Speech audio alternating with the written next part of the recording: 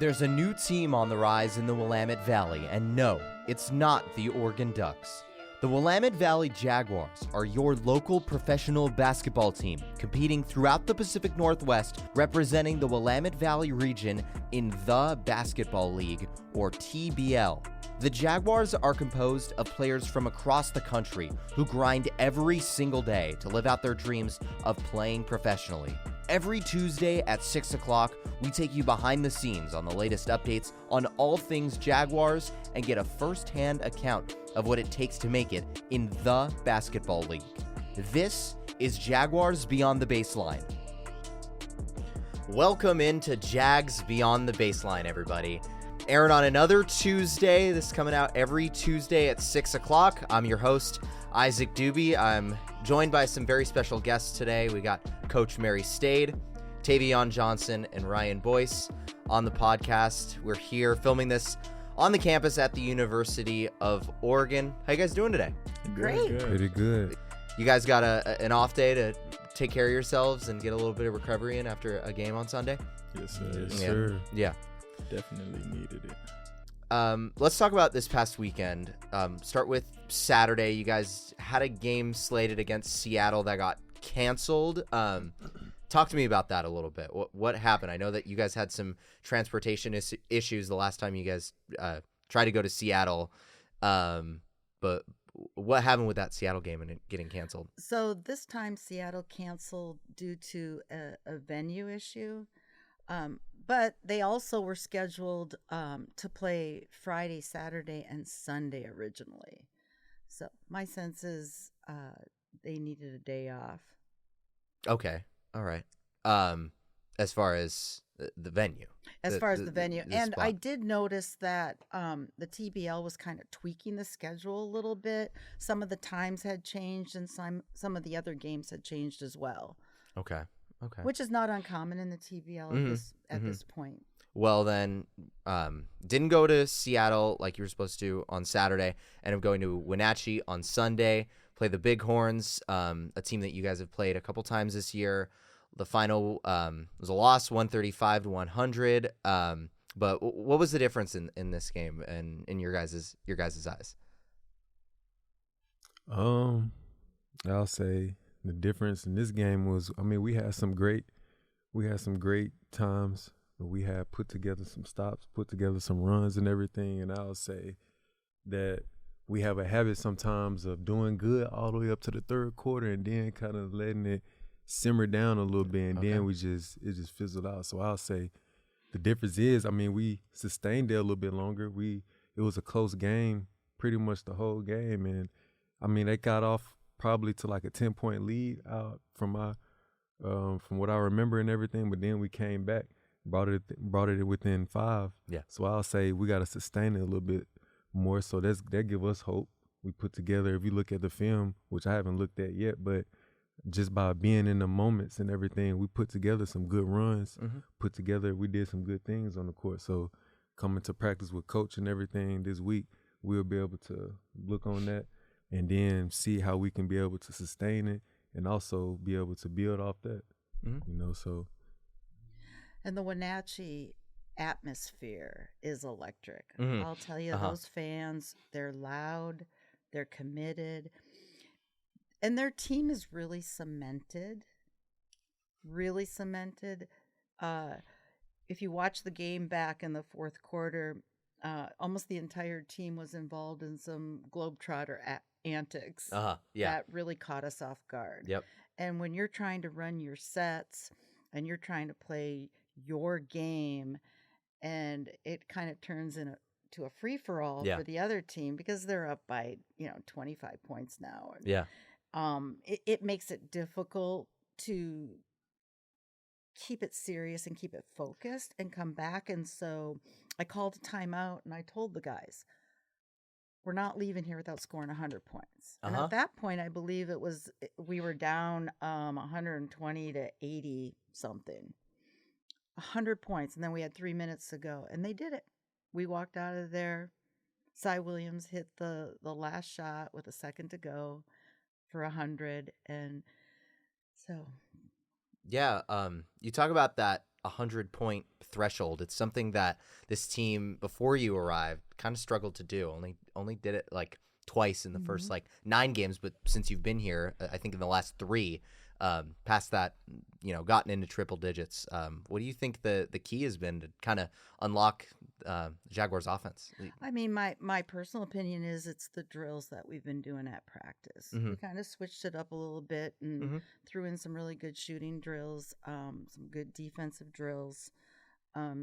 Sometimes the drills seem like they're mundane or that they're very fundamental, and they can be, but there's a reason for it, right? Yeah. Because their skills are based on fundamentals, and it's our job as coaches to develop those skills. And so I like to come in with a written plan every practice. We go through the stretches and the pre-warm up, and then we immediately go into our shooting drills and our defensive drills, and then we run our sets. And then we end the practice with shooting and free throws and a scrimmage. One thing that stood out to me in looking at the box score of this game and looking through this game a little bit, there were a lot of turnovers, and you mentioned the Harlem Globetrotter antics from the Bighorns. They had 24 turnovers, and they also did that in the home game that I watched with when they came to Crescent Valley High School and played. I think that was 2 weekends ago. It was a very similar type of game where the way they were staying in it was off of mistakes by Cromartie, who's their all-star, trying behind the back passes and one-legged threes and behind his head assists. But I'm curious, like, what is that like to be coaching in that environment and playing against that team that is trying all these crazy things, and you're just trying to tell your team, like, just stay focused. It's a little intimidating, actually. And as the score got larger and larger, the lead started getting larger, it was a little humiliating because it wasn't just Chris now in on his behind the back, and he was also throwing up some crazy stuff at half court and hitting the backboard, and it would go in. I mean, he either God was playing with him or he was just having an incredible run of luck, because it was pretty crazy, the shots that were going in. It was very defeating. Yeah. And I think the guys felt it on the floor, and it's tough when everything is going in for the other team, whether it's Globetrotter antics or not. It's very defeating, and then you're watching the clock, and you know that you're running out of time to come back. And so for me, it's just, we got to set a new goal. We know we're going to lose this game, and we got to set a new goal so that we walk off this floor with some positives. Ryan and Tayvion, you guys have a reaction to that, to playing that Wenatchee team?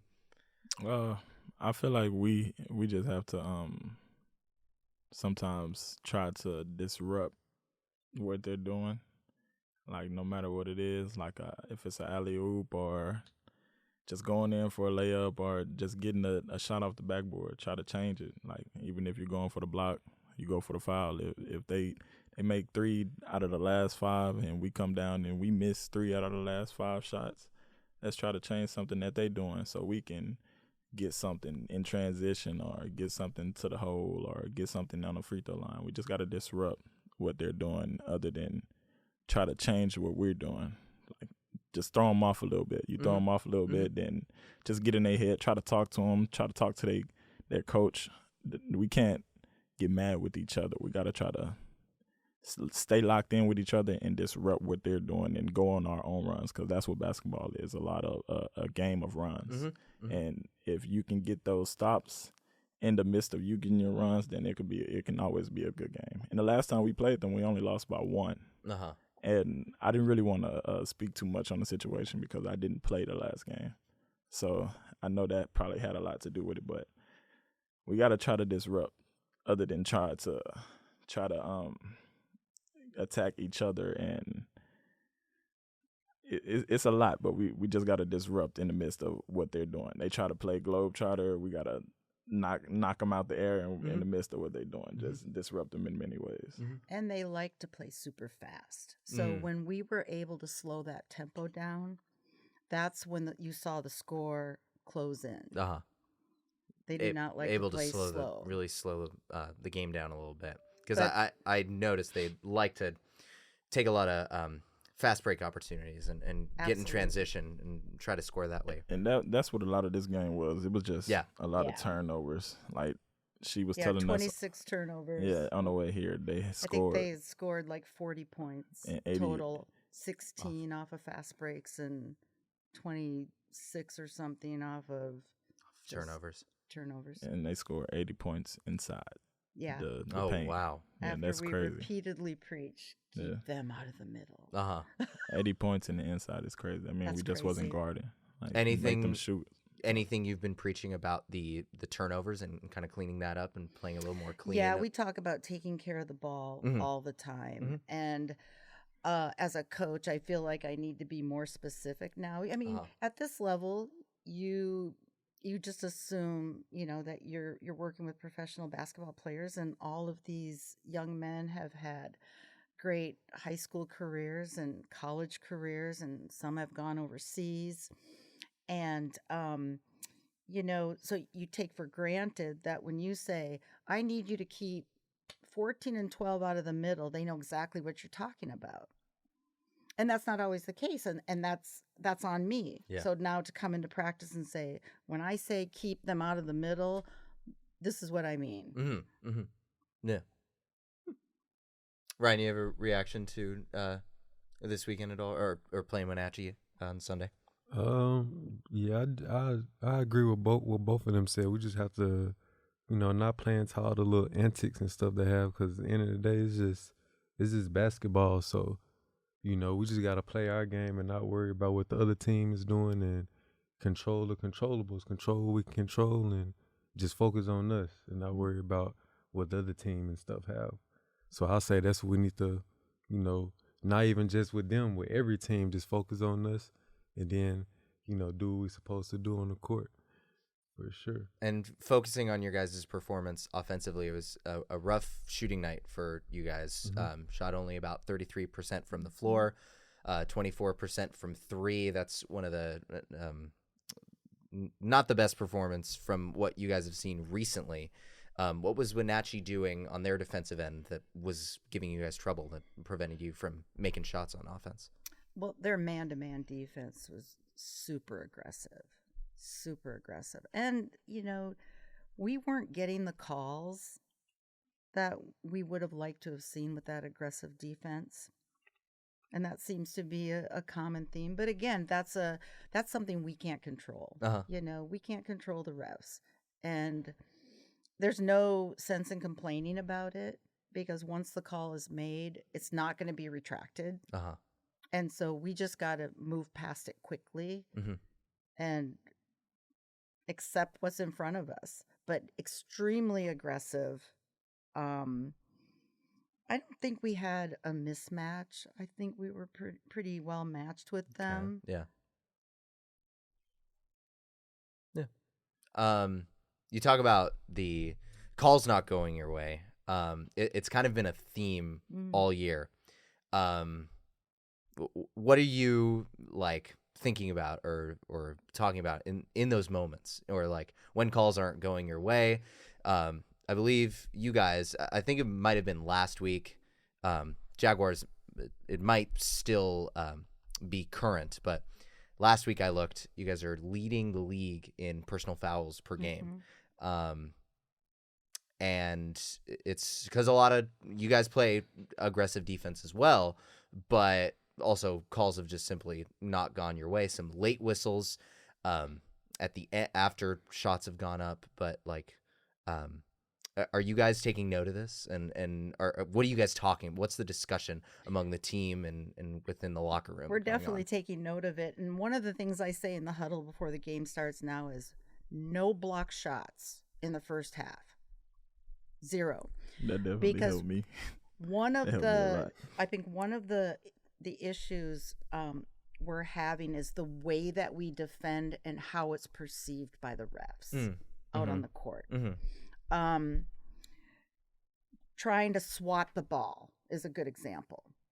And so from the ref standpoint, you slapped the player on the arm or on the hand, and so Mhm. they're calling a foul on Mhm. that. They don't distinguish it. They didn't see it, the sound, whether it was the ball or the. So I think I just noticed that. I always said to these guys when I first met them, I said, you're not a block shotting team. You're not a shooting team, and you're not a block shot. So don't block shots. Uh-huh. And then there were a couple guys that I would just have to take aside before the game starts. No block shots the first half. And Okay. that seemed to reduce the fouls that were I go being get called in everything. the first half. What's that? I gotta go get everything Yeah. sometimes. So from a player perspective, like what adjustment do you make if you're not blocking shots? What are you doing more of? Basically putting your hands up and just staying in the areas. That helped me a lot because I was getting fouled out of a lot of games. But I mean, that was what I had to do. I mean, it wasn't what I had to do. I have to step over and go for a block shot if the guard's going to the basket to get the layup. Mhm. If the guard is driving by the man, I'm not just gonna let him go get a free layup. Mhm. I'm looking in the help, and I'm looking in having my man right there. If I'm Mhm. on the left block and the man is driving from the left side, you feel me? I gotta have that help and see my man. So I'm Okay. gonna go for the block no matter what. We just gotta really do a better job of passing the man on or stand in front of the man. I see. And me, I have to be better with having my hands up, going for the blocks, because I do go kind of crazy when I go up sometimes, but I'm not finna just let him get a free layup every time. Uh-huh. Not me.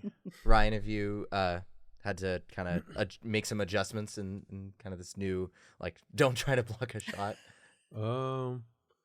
Not really. I'll just say, just try to what Coach said. But when I do try to go block shots, just trying to be smart on like when to do it and when not to. Because, you know, sometimes I may be a little too late, or, you know, if I'm there early, I don't really have to go up for the block like that unless it's just time. I can just go up there and meet them, have my hands up, and, you know, go from there. But I'll just say be smarter on when to go for the block. Mhm. And, you Mhm. know, so I'll just say with that. Okay. And technique. Uh-huh. Yeah. You know, going straight up versus your body going into the ball handler. So Gotcha. Yes, ma'am. For Yeah, sure. yeah. One thing you preach the fundamentals and kind of harping on those in practice, and you think that like some of those fundamental drills are really what's, kind of leading to this improvement for you guys. One thing I see is that the free throw shooting is tremendously improved the last 2-3 games. Is that something you harp on in practice and kind of part of those very fundamentals? first practice, Mhm. we did free throws, and Uh-huh. you know the guys were kind of like shooting free throws. Uh-huh. I mean, I know that they all have good work ethic, and so when they're working out on their own time, they're shooting the ball, they're shooting free throws. But in that practice, I was just like, everybody grab a ball and get on the line. Let's Mhm. go. Mhm. And it was just kind of like, is she really going to make us do this? Yeah.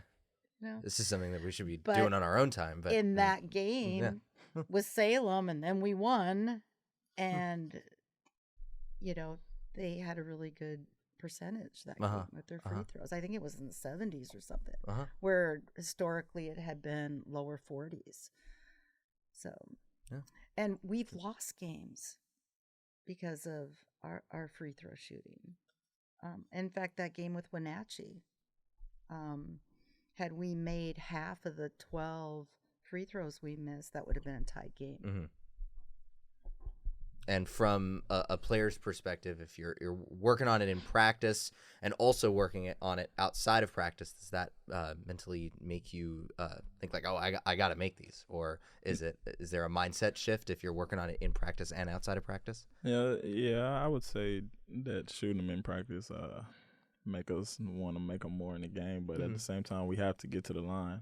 And that comes with confidence and being aggressive. And I think when coach, when the last coach was here, I feel like it was just us thinking too much of the problems that we were having and, you know, what we were trying to do to fix them. I don't know what it was. We were just doing a lot to try to fix. But when we broke it down a little bit, when we started going through what we were going through and we start, just locking in with each other and telling each other that, this is what we got. And you feel me? It's a matter of what we want to do right now with the time that we have. And we all just locked in with each other, and we all just started being way more aggressive with each other. We just started having more confidence in each other, in each other's game. Like, we didn't really change too many of the plays. Uh-huh. It was more of the mindset that we had. Like, we all just locked in with each other after the situation that we went through, and it's been gradually getting better every game, every day. It's just a midst of us putting it all together in one, because we'll have one person here, then we'll have one person going. So we will never have just a full team. So once we just put everything together and lock in with each other and just stay locked in the whole, 48 minutes of the game, 3-4 quarters, we'll do what we got to do. Because we start games good. We just got to start second halves and finish games good. That's the biggest thing that I see sometimes. Ryan, you have a reaction to that? Yeah, I agree. I don't have nothing else to say. I agree. I want to switch to Coach Mary, your individual journey and story of kind of getting here with the Jaguars. You're originally from Wisconsin, all right? Upper Peninsula of Michigan, 30 miles off the Wisconsin border. So okay, but a cheesehead nonetheless. The reason I assumed that is because you're a massive Green Bay fan. It's all Yes. over your social media. Yes. How did you end up in Oregon? And so about a week after college graduation, my husband got a job. He had graduated in a paper science and was offered a job out here with R&R Donnelly. And so he was like, we're packing up and going west. So we packed up everything we had and we drove to Oregon, and we've been here ever since. Unfortunately, he passed away in 2004. So, and that was actually about 3 years into my basketball journey. So I have a legal career. I'm a paralegal, family law, and I do some criminal law. But back at that time, I was working for a firm where we did a lot of construction law and real estate, finance law. And we represented a family that had a 6'11" son that was looking for an agent and asked me if I would be his agent. So I went through the process of being certified and ended up going to Long Beach to Summer Pro League, where some of y'all may be too young to remember that was the start of the NBA Summer League. It was in Long Beach. That was back in 2001. Oh, man. I spent 2 weeks in the Pyramid in Long Beach, meeting everybody you can imagine from NBA teams, GMs, coaches. I built this network of people in the basketball world that I'm very proud to say many of them are my friends now. And that just kept leading to other opportunities. Mm-hmm. The agency opportunity led to becoming an owner in the ABA.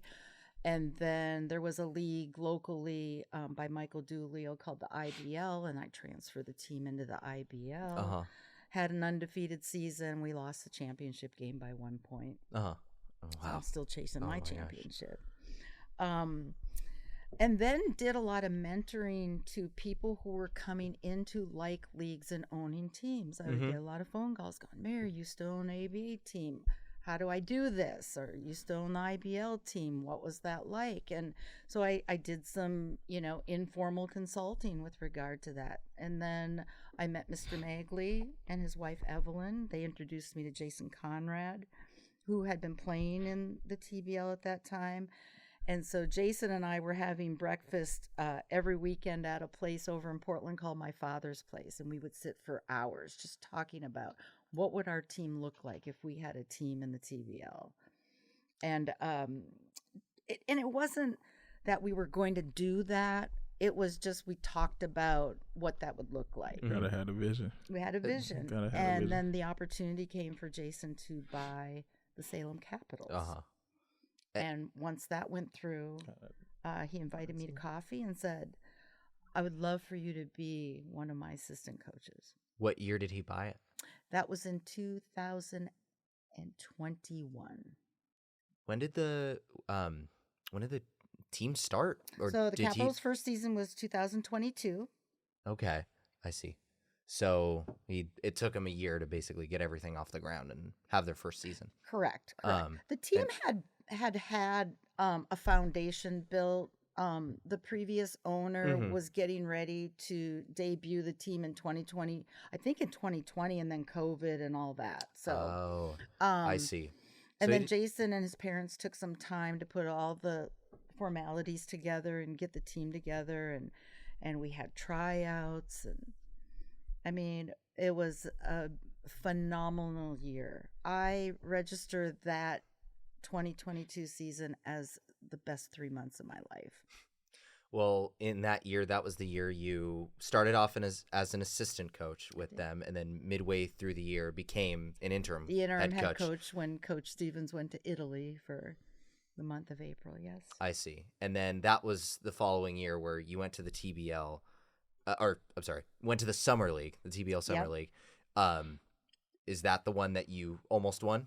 Well, that was in debate. We actually we were undefeated. In Okay. fact, Preston Whitfield was one of the players that was assigned to my team who had just showed up randomly in Vegas. Okay. And now he plays for the Salem Capitals. Okay.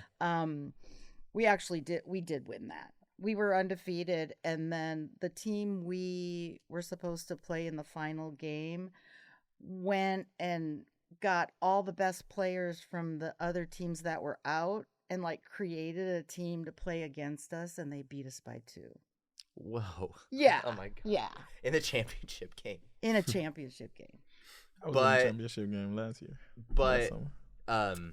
there was no this was the first year, from what I've heard, this past year where there was an actual prize in That TBL. is correct. Um, That's correct. So 3 years ago, there was no real like stakes other than just bragging rights, other than guys Bragging who were rights, you got to put your picture with your team on uh-huh. social media and say, we won. and guys who are just trying to kind of show off their stuff so they could go into the TBL the next year, right? And kind of Right. individual showing off They have, kind of their own skill sets. Yeah, they have BSL coaches, Yeah. TBL coaches, all type of agents watching the live stream. Like it was live streamed the whole summer league, so they had all type of people watching the whole time.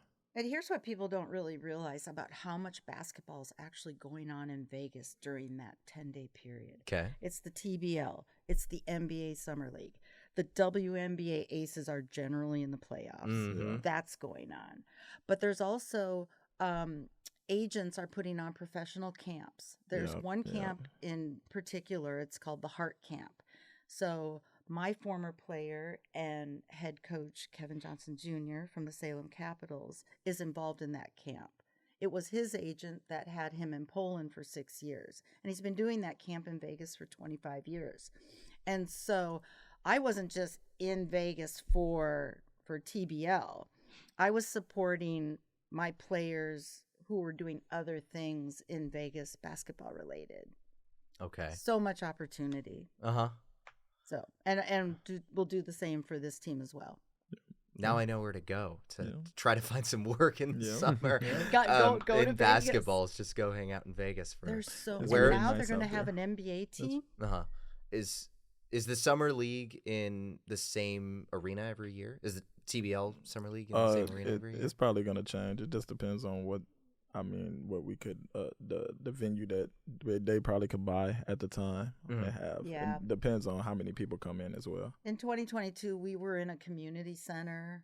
2023, we were in a different gym.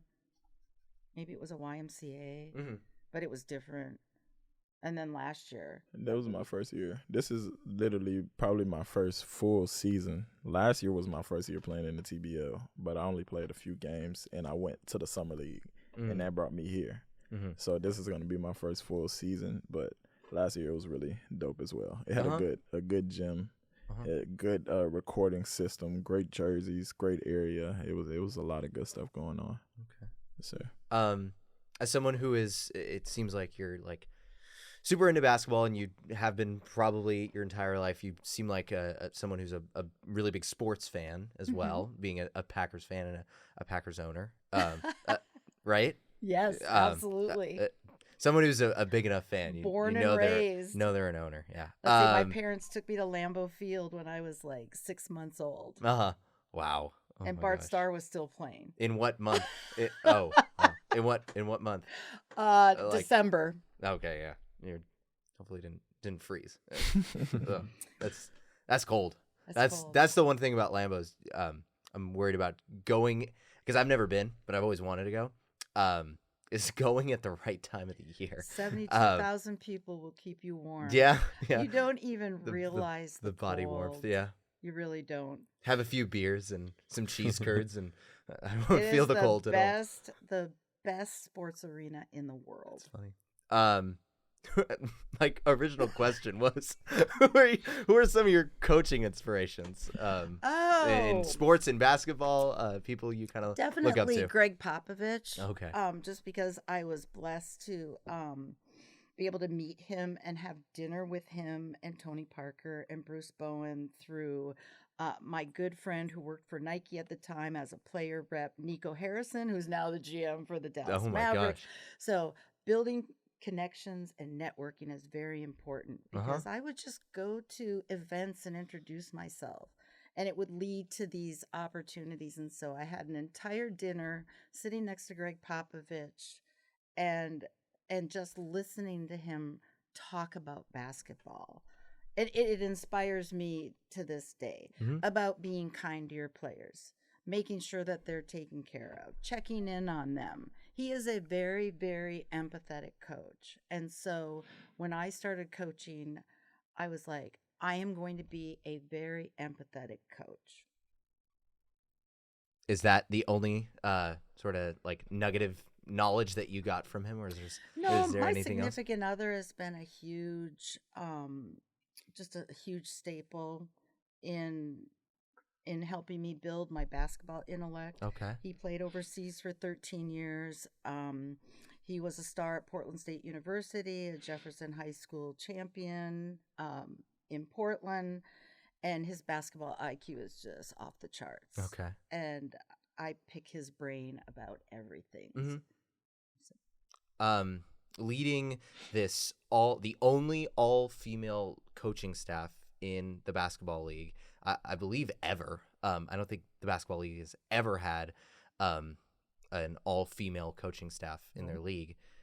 What's it like to kind of pioneer and be leading that? I feel like I've been pioneering since I've been in the basketball world. There weren't very many female agents and female FIBA agents 21 years ago. And then I believe I was the first woman ABA owner of a basketball team, maybe of any professional basketball team ever at that time. It was so long ago.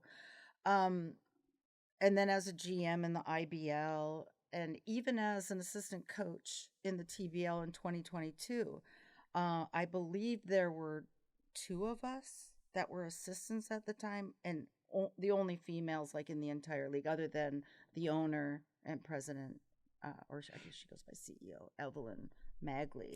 So, and I try not to get caught up in that. I know that it's exciting for people to talk about, and especially with women's sports now and where we are with especially women's basketball.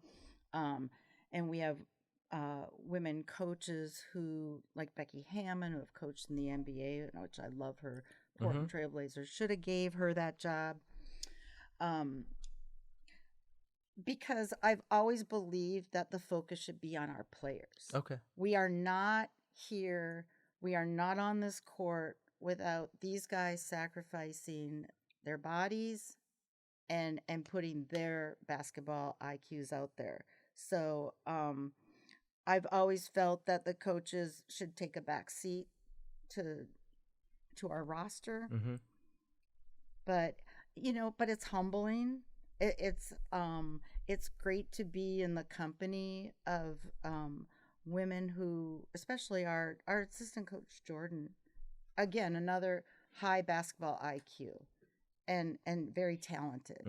And so it's humbling, and I'm proud to just be in company of women doing great things in basketball. That's beautiful. Kind of it's something I think about a lot in journalism and in broadcasting. Is it's A, not about me, and B, I need to be able to take my ego out of this, be able to see the full story, see the other perspectives, getting outside of my head, being able to like fully, authentically engage what's happening around me. And that's exactly what you said. It's players putting their bodies on the line and really, trying to make their dreams come true of playing professionally and getting paid playing basketball. And as an agent, I never would forget that I'm not selling a product like a box of cereal.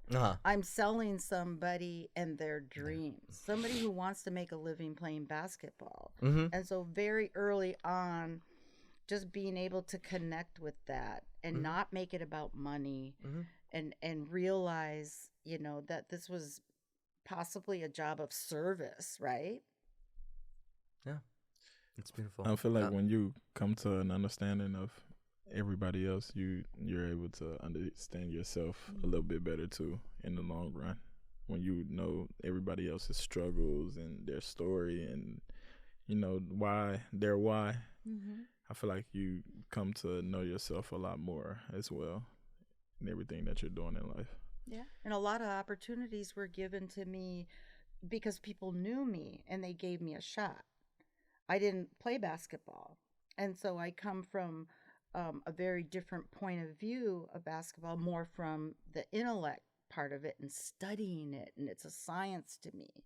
And that turns some people off.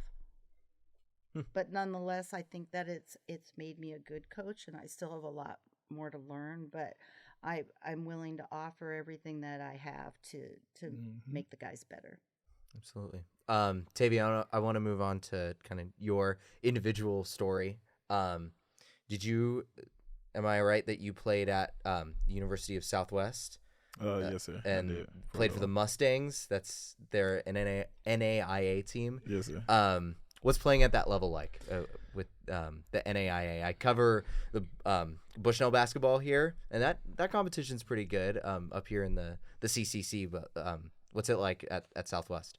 It was definitely a grind because Southwest, it was nothing but the cafeteria, the gym, and the dorm building. And on the outside of the dorm building, it was just an open field. So if you weren't out there to play basketball, you wasn't going to get better, and you wasn't really going to want to be out there. So out there every day, I was just getting to it like crazy. I reached another peak of my game, and I understood myself a little bit better because it was just basketball and school and nothing else to distract me. I understood my game was a lot about confidence and not more about worrying about what the coach has to say on the sideline. Because when I was at my schools before that was a lot of my problems. I was always thinking about what the coach was going to think about what I did on a shot or what I did on a rebound or what I did on, whatever I was doing out there. And that's what had me where I was at in the years that I was in them schools. But once I went to Southwest, I can honestly say I found myself in a different way because how much of a grind it was. And I can honestly say I appreciate the school and the program for everything they did for me. And so you mentioned a little bit about your professional journey and that you didn't play a full season in TBL last year. Yes, sir. But you played in the summer league last year. How did you end up playing in the summer league? Everybody's got like a really interesting story about like how they ended up playing in the TBL. Yes, sir. So after I left from playing with the team that I was playing with, I called the owners and tried to see of a better opportunity. And in the midst of me leaving the team, I had to go get a job because I had bills where I was at. So I didn't have like nobody I can go stay with. So I had to get a job and actually pay my bills. So I was paying my bills and working at Walmart, and I got an email. It was just the most random day. I had a little bit of money in my pocket, and I wanted to try to find something for my future. And I got the summer league email, and I'm just looking through it in the midst. I was top stocking. I stopped my whole shift. I'm looking through the whole email, and it says something about free invite. All you have to do is get your room and your flight out here. Everything else is free. And I said, oh, this is the perfect opportunity, because I didn't want to try out for the team. I was just on because I knew the opportunity wasn't going to be what I needed in the moment. Mm-hmm. So I told myself I'll lock in, and I made a decent amount of money for the summer league, got my flight, got everything I needed to get out there, and it was just all about getting out there and showing myself. So I went out there and, I locked in and did what I had to do, and it opened plenty of more doors for me. Like, I wanted to try to get another opportunity. I didn't care where it was. I didn't care if it was the BSL, overseas, which I really wanted to go. I wanted to go overseas, but whatever I got, that's what I was going to take, because that's all I needed was an opportunity and a chance. And what was how did you do in the summer league this past year? I did pretty good. I had a few people talking to me in a few of the other leagues that's around the TBL, but I was drawn down to this opportunity, and when they offered me what they offered me, I wanted to really take it, because basketball is what I wanted to play, and they was giving me a chance to play basketball, and I told myself, as long as I make it through training camp, then I'm gonna be here. And I already had my mindset before I came that I was gonna make it through, and that's basically what it is with a lot of the stuff that you do in life. You got to know that you can do it. A lot of people want to go and do something, but can you really tell yourself, can you do it? Can you lock in? Mm-hmm. Have you been putting that right amount of work in to actually beat the peers that you're about to be in front of, not knowing who you finna see? Because they told us we had 30, 40 people in training camp before we even got here. Yeah. And I'm like, 30, 40 people, what am I competing for? Why invite me to training camp and not tryouts if it's gonna be 30 people in here? But it was a good thing at the end of the day, because I knew that I could outwork a lot of people. It was the midst of getting in front of everybody and just locking in with myself and doing what I had to do. And at the end of the day, I was one of the people that was on the list, and I was in the door where I wanted to be. Mm-hmm. Did you face Coach Drake in the summer league? I did. Yeah, I did. Yes, sir. And he worked me in ways that I needed to be worked. He messed with my mind in ways that my mind needed to be messed with, and he challenged us. He conditioned us. So he was your coach. Yes, sir. You won the TBL. Oh, in the summer. Oh, no. In the summer league. Talking about in the summer. Yeah. Oh, yeah. I'm talking about in the summer. I played against him in the championship game. Okay. Yes, sir. And how did that go? It was a good game. It's just we didn't have the players that we had throughout the whole summer league. If we had the guards that we had at the end of the summer league, it would have been a totally different game. But kudos to him. It was a really great game. They won. They got their money. They got their championship. Yeah. Can't take that away from them. But if we would have had the guards that we had at the beginning of the summer league throughout the games that we was winning, it would have been a totally different game. Do you remember the final? Do you remember the final score? What the final score was? I don't. I know they won. Okay. By a good piece. Was it double digits? It wasn't too much. It wasn't over 20 for sure. It wasn't over 20. If it was 15. 20, it wasn't over 20. Okay, all right. But they won about a decent amount because I didn't have any guards. It really came down to me at the end of the game. Okay. And I was playing a lot in all of the games that I was playing in before the championship game. So I was really, really tired, and it was really, really hot. Out there, it was a different type of hot. I went and bought me a whole box of ice cream from Walgreens and tried to eat it, but that didn't even cool me down. It was a different heat out there. That Vegas heat is really different. But yeah, it was a good summer league. I advise, and I would tell everybody to go enjoy a summer league in Vegas with the TBL. If you don't have anything else to do, if you're just working the whole summer, if you got a little money to put to the side, going to the summer league would be a good experience because you meet a lot of good people, meet a lot of good friends, coaches. It's who you know at the end of the day. And the more people you know in this world, the more places you'll take yourself. And basketball will take you a lot of places as well. Talk about your recent performances. You've been playing really well, scoring a lot more in the last 5 games compared to earlier on in the year. Yes, sir. 26 points, 12 rebounds, your most recent game 2 weeks ago against Seattle. What was Seattle doing, or what are you doing that's getting you to be so productive, score a lot, get 8 offensive rebounds? What's working for you? Honestly, I'm just staying locked in.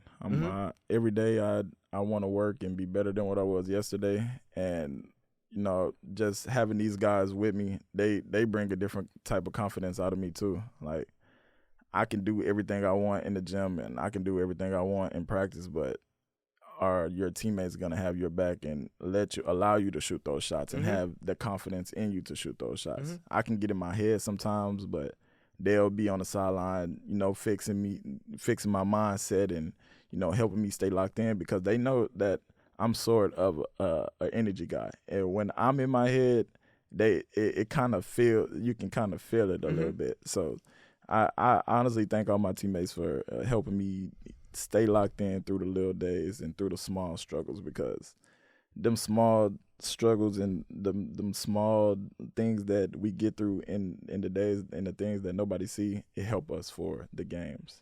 But I've been staying locked in on a different level. I just want to better myself and better the team and better our community in every way we can every day. I've been trying to build my confidence in my game in every way. Yeah, one of the best parts of your game is your 3-point shot. Yes, sir. You're top 10 in the league in 3-point percentage. I didn't even know that. Number 10, it's like I think 47%. Tough. That's crazy. Even though you're like 6'8", you're not like a typical guard size. Yes, sir. What do you do to work on your 3-point shot, and how's it so effective? I feel like it's a lot of repetition. Okay. Like whenever I go in the gym, I seen a video online. I think it was Anthony Edwards talking to somebody on the podcast.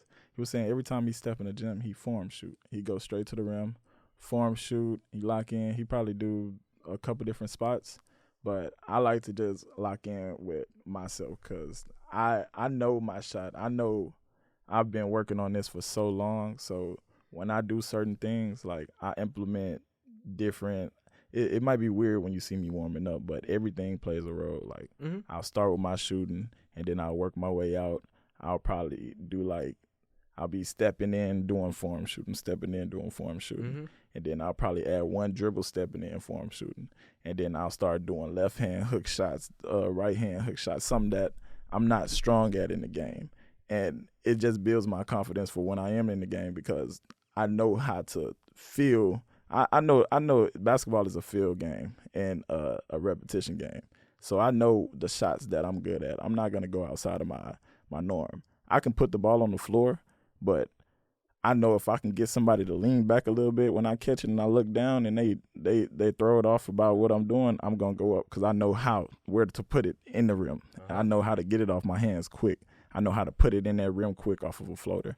Like, we work on this. It's not something we just coming in to do. We're pros. So my game is just all off of hard work, repetition, and just steady, just wanting to be better every day, wanting to be a continuous learner. Because a lot of people nowadays don't want to be continuous learners. They just want to be out here just having fun. Those are some good secrets to success. Yes, I like sir. it a lot. Yes, sir. Probably the most thorough explanation I've gotten when I ask about like secrets to like what's working for you. Yes, sir. And that's awesome. Thank you, Tayvion. I'll be locked in with myself for sure. Yeah, Yes, yeah. sir. Ryan, let's move on to you. You were the hero in the win, the lone win this year against Salem, hitting a 3 in the final minute, put you guys up by 4. What was that moment like? That was obviously a big moment for Marion, but like, did you know that was going in when you put it up? Oh yeah, for sure. Yeah, you had confidence in it the second you Yeah, shot it. for sure. I just, cause it's like Tayvion said, it's just about repetition. We be in the gym all the time, and it's a shot we shoot over and over again, and mainly not even just that. I try to be confident in everything, like on the court, just in life and everything. So I just try to be confident because you prepare for it. There's no need to be scared or nervous about it. Just believe, have faith in it, and just go for it. So I knew it was going in. I just, credits to, my teammates and everything. Like Brandon, he drove in, drew the defense in, kicked it out. And that's what, I was just in the right spot. He did all the dirty work. I just had to knock it down. So yeah, credits to my teammates. So it was an exciting moment, especially, the first all, women's staff on the for the coaching and everything. It's a historic night, and get a win on that night. It was a great feeling. So It was an amazing feeling. How'd you end up with the Jaguars? Have you played in the league before this year? I haven't. Honestly, it's a crazy story. The reason Okay. I ended up here, I was in training camp for actually the Tampa Bay Titans, their team and everything, and I was on the team and everything, but I wasn't really happy with my contract and everything, and as far as the living and everything, it just wasn't. I wasn't able to. It just wasn't best fit for me. So, I let the owner and everything know. It was a great conversation. Hats off to them. I appreciate the opportunity, working with them. And they reached out. The owner reached out to Coach Drake and everything, put us in a group, introduced ourselves, and, we got on the phone and we chopped it up. That's how I ended up here. So, yeah, that's a little bit of how I ended up here. And then what's that move like been from all across the country, from being in Tampa Bay and then right here?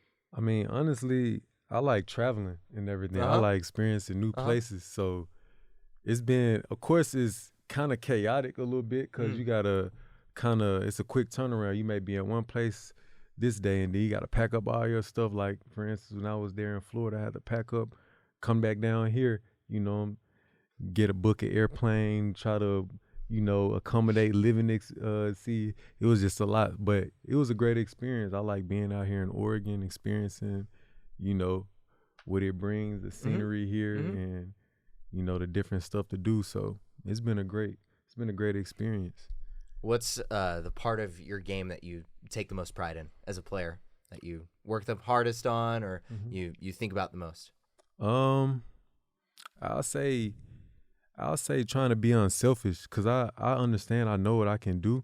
So I just try to have in my head, like, what can I do that I can be effective, but also make the people around me effective also. So I try to, if I'm taking too many shots, I try to keep that in my head. I'm like, okay, let me go ahead and try to get, I may be going, but in the nights I may not be going. I'm like, in my head, let me go ahead and try to get some of my other teammates involved. It's not my night tonight, or I may be on later on. So I just try to, and having that mindset, I start to play a little bit better. There's no pressure then because I'm like, I'm just trying to play the right way, trying to do what's best to get us a win and make sure everybody else around me good. So with that, everybody else good, I'm able to get a rhythm and just let the game come to me. There's no pressure and everything. So that's why I try to, take pride in and try to, bring to the table each and every night, no matter if I'm hitting shots or not, because you know how basketball is. You may be on one day, the next day you can't hit nothing. You like, bro. You got to try and find something else that works. Exactly. You be in the gym, you like, bro, like, well, my shot's not going in. But that's why I try to always you can't win without everybody else. So it's no I in team. Yeah, Kobe said it's a me in there though, but but it feel better when you getting everybody involved. Yeah, exactly. Absolutely. When everybody else involved, everybody happy. That's when you able to build. That's when you're able to win for real. Because everybody happy, everybody getting a little piece of the pie and everything. So I try to keep that in mind. That's a good. I've never heard that before. That the way I thrive, what I focus on my game is everybody else. It's great. Yeah, that's how. That's how I try. Cause he said there's a me in it. He said, yeah. Yeah. So no I in team, me in there. Yeah, it makes That's sense. it. You scramble the letters around, and there's an M Yeah. and an E. Me in there. Yes, sir. Let's talk about this upcoming weekend for you guys. You play Vancouver, go to Hudson Bay High School on Saturday, play them at 7 p.m. If you guys win that game, you guys will move up one spot in the division standings. What are you guys looking to do against Vancouver this weekend? I'm trying to go crazy. Okay. I'm locked in. yeah, we're just trying to go crazy. We're Get us a win. Mm-hmm.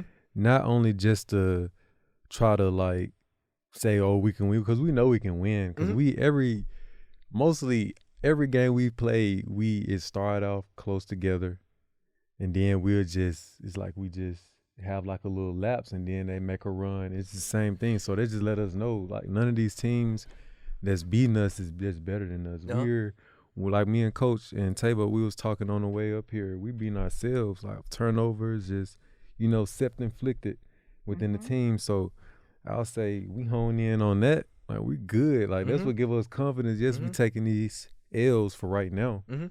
You know, but when it's that time, like we just know it's just a matter of times because Yeah. we putting the work in practice, we putting the work in individually, you know, so it's just a matter of time. So we just trying to, when coach get better this week, and this week coming up, it's back to business. Back to business. Back to Yeah. business. Like we And then- locked in, and then we'll have a full team for Vancouver too. Exactly, we'd be Mhm. healthier. We We have haven't- everybody. We haven't played Vancouver healthy Nice. for Yeah, what, yeah. and this is an excuse, but we haven't played them healthy, and we haven't played them with everybody. Mm-hmm. Like this is To gonna full be a strength. totally different team than the last time we played them. Yeah, 'Cause exactly. You had the back injury last time. Exactly. I didn't play. Mm-hmm. J4 played, and you feel me? Coach was trying to do something different for the first half. Mm-hmm. You know, so it's gonna be a whole totally different game. For sure. It's gonna be a great game. As I feel like. And mentally and physically, this team is so much more evolved in the last 4 weeks. That's my personal opinion. Like Ryan said, you know, we take the L's, but I measure the games by the goals we set and meeting those goals. Mm-hmm. Just because the score at the end of the game dictates the standing doesn't mean we lost the game, because we get better every week. There's something we do better. Mm-hmm. We play better defense. We score more points. The guys are playing better together. They're learning their roles. I felt one of the things that when I first walked in is they didn't really know what their roles were. Am I a point guard? Am I the shooter? They were just kind of out there playing basketball, right? No. Facts. And now they're figuring that out No. and being able to work together as a unit. So, All right. Fact. So big game against Vancouver. Seems like you guys feel pretty confident about that one on Saturday. Yes, sir. Come home the next day and play Salem Capitals, a team you guys have already beat. That's actually an exciting day because you guys are hosting a Star Wars block party All right. before a Star Wars themed block party right before the game. There will be face painting. There will be shaved ice. There will be Star Wars themed bouncy houses.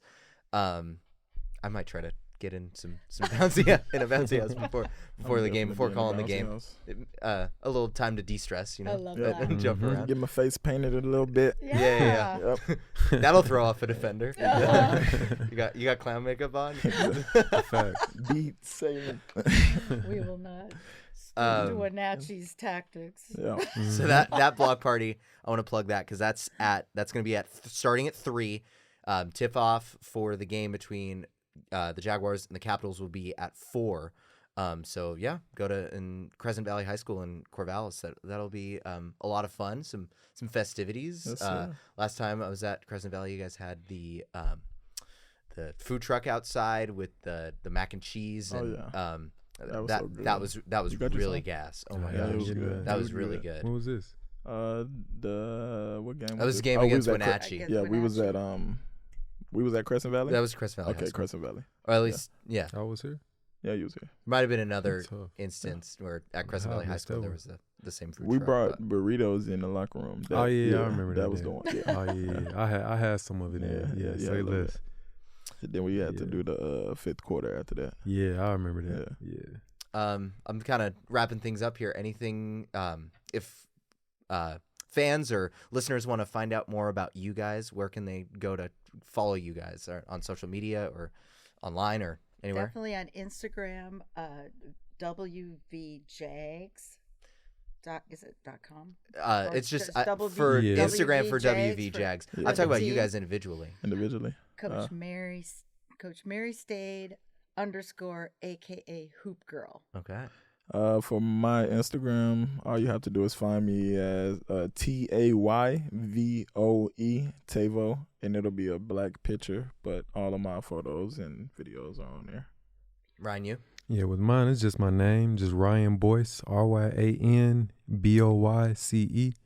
and that's where you can find me at on the ground. All right. Thanks so much, guys. I really appreciate you guys for coming down and making the trip and having Yes, a sir. chat. Thank you We for having us. appreciate you. It's a Best blessing announcer indeed. I in really the had a lot of TBL fun. this year. I feel like vibes are high with the team right now. So Yes, sir. best of luck this weekend. Yes, sir. We Thank you so appreciate you much. having us. It's a Yeah. blessing, pleasure. Yes, sir. Thank you. Thank you, Isaac. This has been Isaac Doobie with Coach Mary Stade, Tayvion Johnson, Ryan Boyce. Thank God. Again, I'm Isaac Doobie here on Jags Beyond the Baseline, signing off on KWVA 88.1 FM and KOCR Oak Ridge 91.5. Thanks for tuning in to this week's edition of Jaguars Beyond the Baseline. If you want to find out more about the Jaguars, you can go to their website at wvjags.com or follow them on Instagram at wvjags. Come hang out next Tuesday at 6 o'clock for another episode of Jags Beyond the Baseline. I'm Isaac Doobie signing off on KWVA 88.1 FM and KOCR Oak Ridge 91.5.